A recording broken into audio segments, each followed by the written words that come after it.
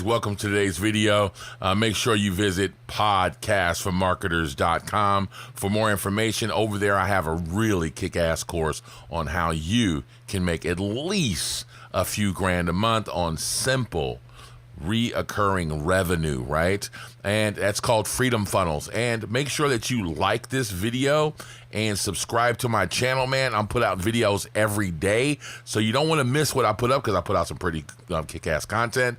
And man, I always want you guys to comment below, man. I absolutely love all the comments you guys bring. Let me know what you're thinking. If you have any questions, I'm always in the comment section. I really love the community. Let's get into the video. All right, guys, so today, like it says, it's 5 steps to better copy. All right, so step number 1. And guys, I notice a lot of people kind of take this for cliche and you skip this step, but you can't. And you'll find out why later, okay? But step number 1 is know your customer like you know your mom. That came from Aaron, I believe his name was Aaron Atkins. I can't believe that's his name. He's the screenwriter for TV shows, and in his class he says, know your character like you know your mom. And why is that? Why do you say know them like you know your mom? Your mom and your parents were the first people that you manipulated. And I remember, and a lot of people have stories like this, but I remember my stepfather, my mom would always talk about having a track record.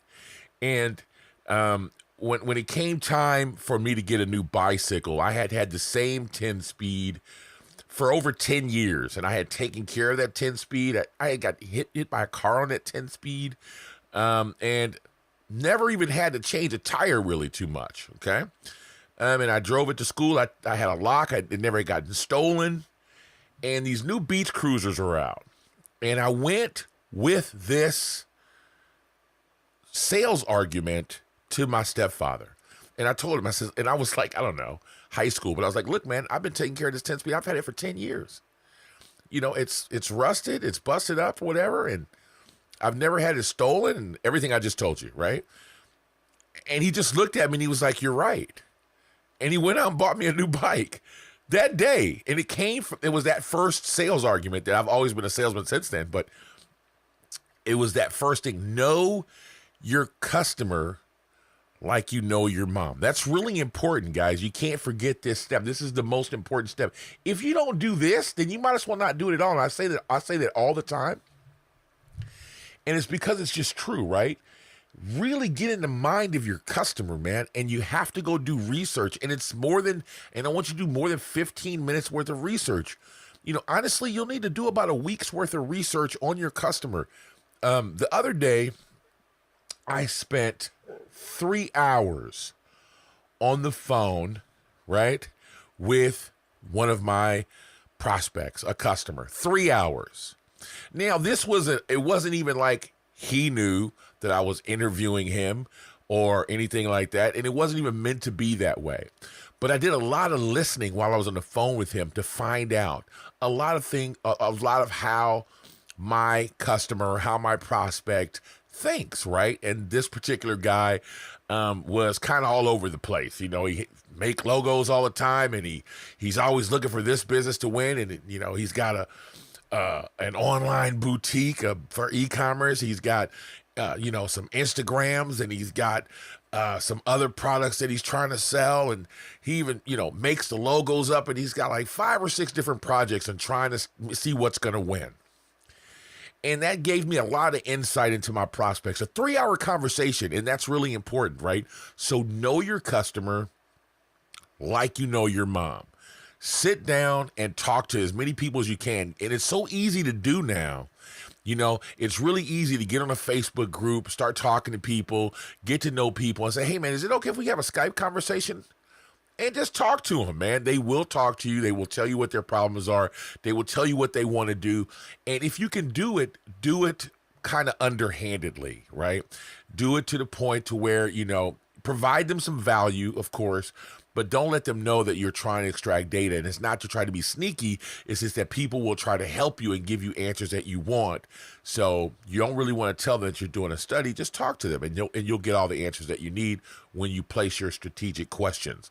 But definitely spend time to know your customer, understand their desires, and understand the motivation behind all of their desires. So if they say that they want to spend more time with their family, why? Because they want to spend more time with their children because they, are missing their children growing up. They don't want to miss their children growing up. That's a big one.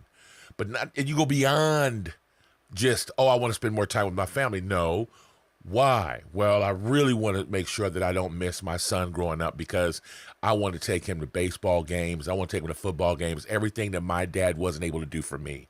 That is the secret desire of the desire. So make sure you do that. All right, so step number 2 is cut the bullshit, all right? Here's another one that I see on Facebook a lot, hyperbole. It's my word of last year. That was a big word that I noticed all of the news anchors were using, and a lot of journalists were hyperbole all last year, so it become my word now. So cut the bullshit, no hyperbole, right? Don't start going with outrageous claims, I can give you $1 million. You can make 8 figures. And the reason why I say this is now, if you can honestly say that, hey, I can get somebody to making 5 figures or 6 figures or whatever, then go ahead and do that if you can really guarantee that. But, everybody's been making these huge claims. And when you start seeing jokes about people, you see people have made videos and jokes, parodies about gurus that say that you can make $1 million. Then you know that it's starting to get numbing. Like people that don't pay attention to it and they just pass it by, right? So it's even better if you lower your claims. It's more believable if you say you can bring in an extra $500 a week or an extra, $700 a week. It's more believable if you say you can get an extra couple grand a month than if you say you could start making 6 figures a month. The 7-figure business, 8-figure business, right? It's not to say that it can't be done, because it absolutely can be done. But you catch more flies with honey than you do with vinegar. And right now, honey would be more realistic for them. When I've talked to my prospects, my particular prospects, none of them said that they even wanted to make more than $5,000 a month. I've had people tell me, hey man, I just like to make $500 extra a month. That's all I would like. So if you bring down, those expectations, bring down those claims, cut the bullshit, and really put it out there where your prospect can believe it. Hey, man, because I'd much rather tell you, hey, you're going to make an extra $500 a month. And when you get that 4 or 5 grand and that 6 grand, you're like, man, I just only wanted to make $500, right? So cut the bullshit and make it more believable. And this is especially true for Facebook, right? So I'm going to put this right here as an asterisk. And I'm going to say especially true for Facebook. And the reason why I'm saying it's especially true for Facebook is because you want to look more native in just your feed. The more native it looks, the more natural it looks, the more like it looks. What I mean by native is like a post. It looks more like someone providing information. The more shares, the more relative your score will be. The more shares, likes, and comments you'll get, and your ad prices will go down. Okay? So the next thing in step number 3 is you need to have empathy, right? And so you need to prove you care. Okay? So just a moment ago, I told you a story about me getting a new bicycle, right?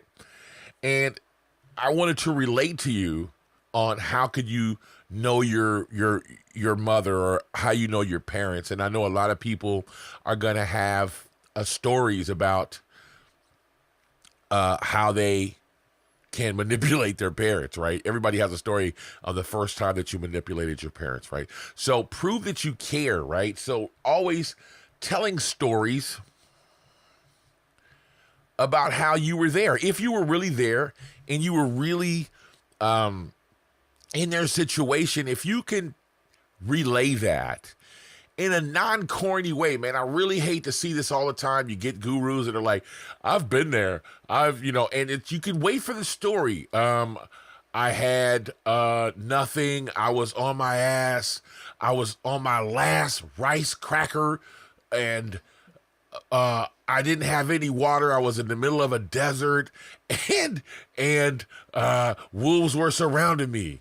And then I just had this epiphany. If I could just go out and do blah, I can do blah. And then they overcame and adapted with whatever they're trying to sell you, right? And of course, those are sales and persuasion techniques. But if you could really have empathy, if you can really show that you care, and that's not true for every situation, though. I want to make this clear, which will come up in another step, but that does help. And even though it's corny, it's true. If you have empathy and people can relate to you, it's going to be a lot better. So, step number 5, and I wanted to talk about this really quickly before I do. This is kind of like a bonus step. Let's just do this really quickly.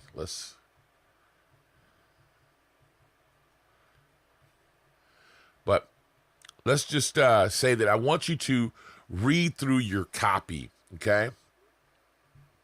So, but before I do that, that's step number 5.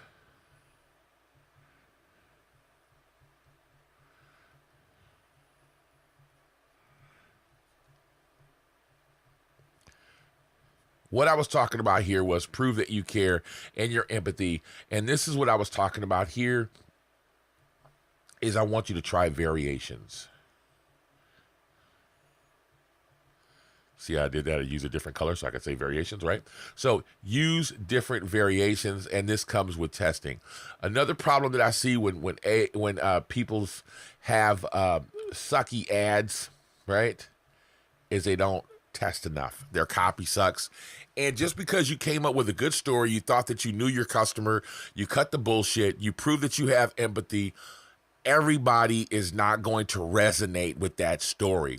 So what you want to do is come up with what we call in the business hooks. Okay? Now, I have a video showing that there's 8 things that people expect to have, just kind of like stock equipment with your life, okay? And if you look these 8 things up, this came in a book called Cash for Tithing. So get that book if you don't have it. I'll link it below. As a matter of fact, I'll give the book away for free. Just click the link down below and you can download a copy of Cash for Tithing. And in this list, I'm going to go really quickly, is just they expect to be able to live without pain. They expect to be able to live without fear. They expect to be safe and out of danger and harm's way. They expect to be able to, impress their neighbors, and they expect to be able to, have social, I guess you say, approval. They expect to be able to spend more time with their family, grow old, live long, live at all, right? They want to be breathing and these type of things, right? And so these are different angles and hooks that you can use for your product, right? So you kind of look at each product and you look and see how many different angles can you use for that, right? So let me give you an example. We used a flashlight in that particular video I'm telling you about. And a flashlight, you say, well, how could you use a flashlight? Well, number one is safety. So at night when you're walking your dog, or at night when you're taking the trash out or doing something, you don't want to trip over anything, and you want to see where the fuck you're going, and you want to illuminate bright, okay? So you want to be safe. If you're walking down a highway, cars could hit you. So having a flashlight or a headlamp on your head could stop cars from hitting you. But what else can it do? Well, if there's intruders around, or if there's like robbers hanging, like lurking in the background, or anybody that's trying to attack you and you have this light illuminating everywhere, you would more than likely scare those people off, right? So those are two different angles. I gave you a fear example, and I also gave you a safety example, right? And so both of those two different hooks, right, is what you would write up. So those are two different variations for your testing. So one testing would be safe, and the other one would be fear from, or keeping safe from danger, a danger situation, right? So one is like a health concern, and the other one is like still a health concern, but in a way different way, right? So those are two different hooks. Now, step number 5, guys, is read through your copy out loud. So let me write that down really quickly. Out loud. Okay? This one is a big one that people don't do, right? Actually read it. So know your customer like you know your mom. Cut the bullshit and huge claims. So now if I wanted to change this, I would just put and huge claims. That sounds better. Prove you care, dash, show empathy. You see how you're looking at this and I'm reading this out and it says, okay, well, this isn't right. So let me put the word show in here. So actually read your copy out loud. And when you stumble, and you'll catch little shit like, okay, I shouldn't say this. I need to put something in here. And that's how you're going to edit your copy. So walk away from it once you've written it down. Walk away from it, come back to it, and read it out loud and hear yourself say it. There's a couple of things that you're going to be looking for. Number one is, just does it read smoothly? Is it smooth when I read it? So is it smooth? Does it sound conversational, right? And the next thing you're going to be looking for was if it sounds, and I'll put this in red, does it sound salesy? Does it sound like a pitch? If it sounds salesy and it sounds unbelievable and like hyperbole, then you know when you sound like a cornball. You know it. My wife and I walk around, and when we, it's like corny alert. We know we're being corny, and we'll just call it out. Well, it's corny, but blah, right? So when you sound corny. So you want it to read smooth, conversationally, and you don't want to sound salesy. And if you do, then go back, rewrite it, and then read it out loud again. Coffee break.